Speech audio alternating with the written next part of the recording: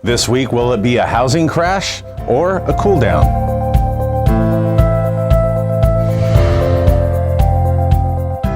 Welcome back to the Industry Leader Update. The appeal and eligibility of reverse mortgages for the older homeowner is largely driven by home values and interest rates.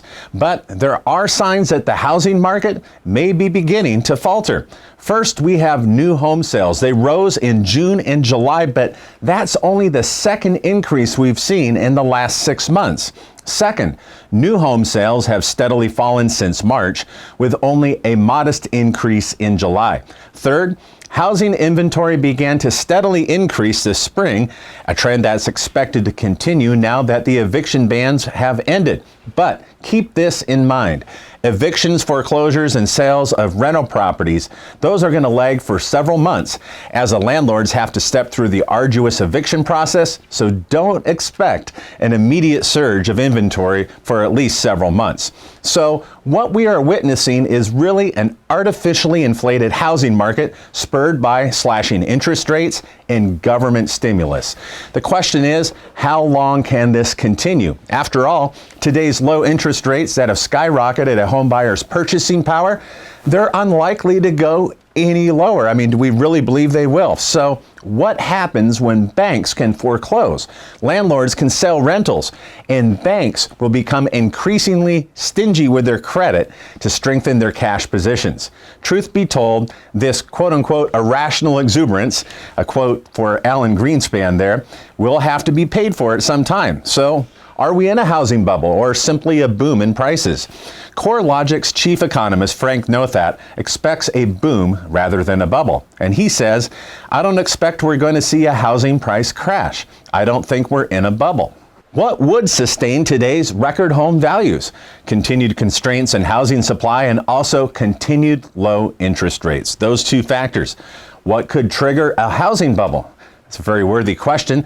CNBC real estate correspondent Diana Olick says, you need a catastrophic economic event to make housing bubble pop.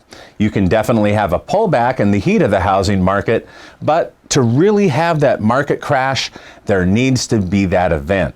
In 2008, that catastrophic event was the failure of investment banks and also huge losses from subprime-related investments, just to name a few.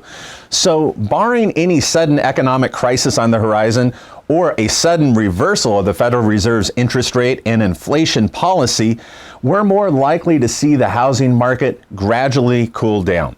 And truth be told, that would be the ideal outcome with far less damaging consequences for homeowners and also the overall U.S. economy. Now, certainly evictions and foreclosures, they're going to help increase our overall housing inventory, but it's not going to be enough to offset a decade of lackluster new home construction. We have a lot of inventory to catch up with. So this is good news for reverse mortgage professionals like you watching and also your future borrowers.